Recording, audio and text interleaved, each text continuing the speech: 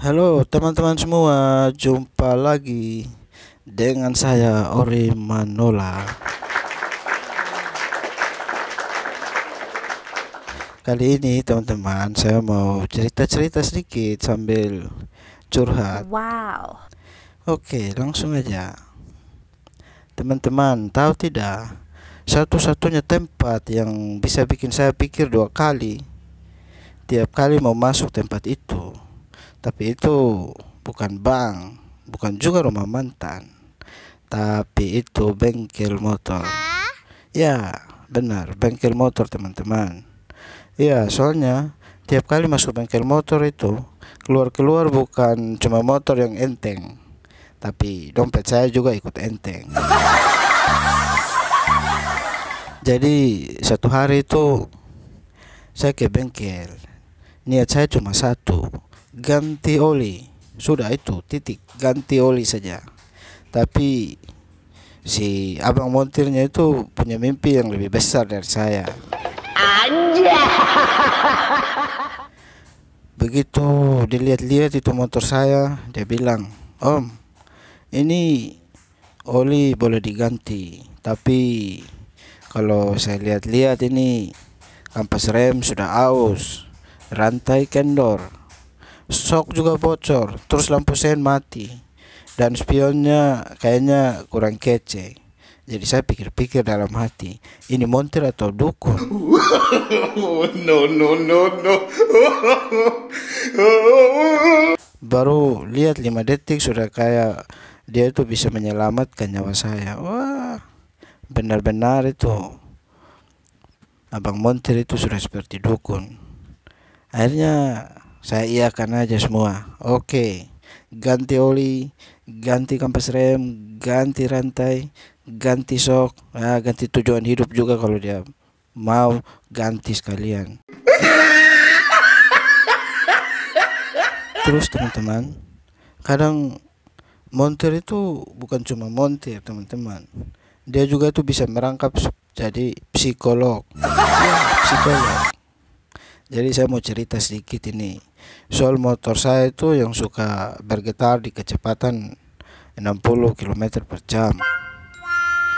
Dia langsung jawab, "Oh, itu karena Om sering galau waktu naik motor. Mesin bisa rasakan itu energi negatif." Wah, ini lagi nih. Lah itu motor atau dukun juga itu. Saya jadi mikir, jangan-jangan kalau saya naik motor sambil menangis di atas motor, nanti mesinnya bisa mati. Atau jangan-jangan kalau saya itu bawa motor sambil tiba-tiba mikirin mantan gitu, tiba-tiba itu motor dia bisa belok sendiri, jalan langsung ke rumah mantan. Tahu-tahu sampai di sana suaminya sudah asa golok. Wah, repot juga di motor. Jadi motor saya itu motor lama teman-teman, sudah kayak kakek-kakek begitu, kayak kakek-kakek yang giginya tinggal dua, jadi ada satu gigi atas dan sama satu gigi bawah, tapi dia masih bisa gigit jagung. Jadi bayangkan aja, dia masih pecahkan terus hancurkan. Oh, lama itu. Lamanya itu seperti kita antri pertalai, tapi di depan kita itu ada 10 motor Thunder. Jadi rasanya pingin pulang. Tapi walaupun begitu, motor ini saya rawat seperti anak emas teman-teman. Tapi sayangnya setiap kali di servis rasanya kayak masukin dia ke spa bintang 5. Terus montir juga bilang, motor tua kayak begini Om, rawatannya harus ekstra. Wah, ekstra apanya? Paling-paling juga ekstra biaya. Padahal saya sudah sayang sekali sama motor saya ini. Tapi kadang saya juga mikir, kalau kamu terus bikin saya miskin, mungkin kita harus pisah ya. Wah, itu jadi kayak mantan atau kayak pacar yang minta ditraktir terus tapi tidak mau traktir balik tuh. Terus ada pertanyaan klasik para montir ketika saya itu masuk ke bengkel. Pertanyaannya begini, "Oh, mau ditunggu atau mau ditinggal saja?" Wah, ini udah tanda-tanda nih. Terus saya bilang, biar saya tunggu aja deh. Tapi saya lupa, tunggu di bengkel itu bukan menunggu seperti biasa kita menunggu abang nasi goreng nasi kasih kita terus sebentar sudah jadi. Tapi ini itu seperti latihan melatih kesabaran hidup, teman-teman. Satu kali saya menunggu di bengkel, teman-teman. Saya disuruh duduk di kursi plastik terus sambil nonton sinetron yang gambarnya buram.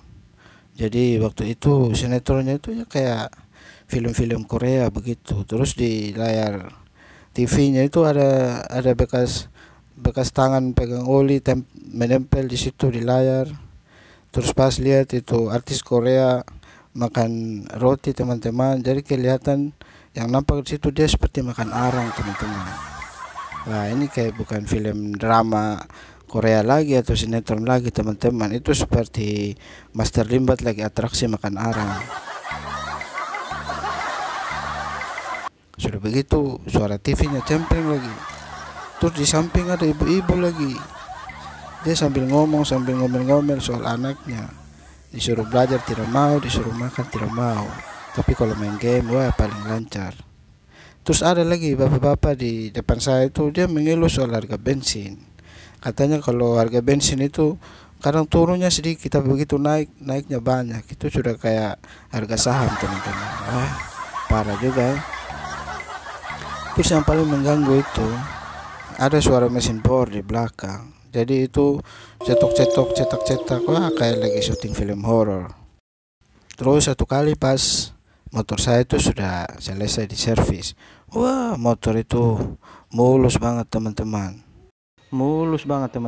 Jadi mulusnya itu kayak kontraktor sama pejabat lagi lobi proyek pakai uang 1 M. Jadi pas saya naik itu ya, teman-teman, itu motor itu saking mulusnya itu rasanya mau terbang. Jadi motor itu kayak dikasih sayap, teman-teman. Padahal tadinya sih baru servis rantai doang. Itu juga bukan diganti, cuma dipotong karena rantainya sudah melar karena kepanjangan. Tapi ya itu 2 hari kemudian muncul lagi bunyi-bunyi aneh di motor saya. Akhirnya saya balik lagi, bawa lagi ke bengkel itu. Terus abang montirnya lihat-lihat terus bilang, "Loh, ini suara beda, Om. Ini bukan yang kemarin. Ini seperti update masalah." Waduh, saya jadi mikir, ini masalah aja pakai diupdate.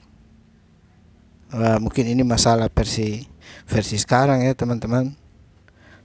Tapi akhirnya saya sadar, servis motor itu bukan soal servis membenarkan mesin, tapi itu juga soal melatih kesabaran, menguatkan iman, dan menguji loyalitas dompet terhadap kita.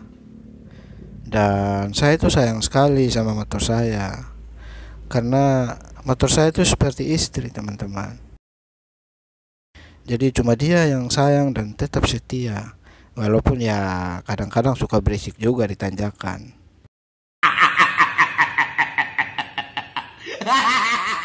Oke, teman-teman, saya Ori Manola. Sampai jumpa lagi di video selanjutnya.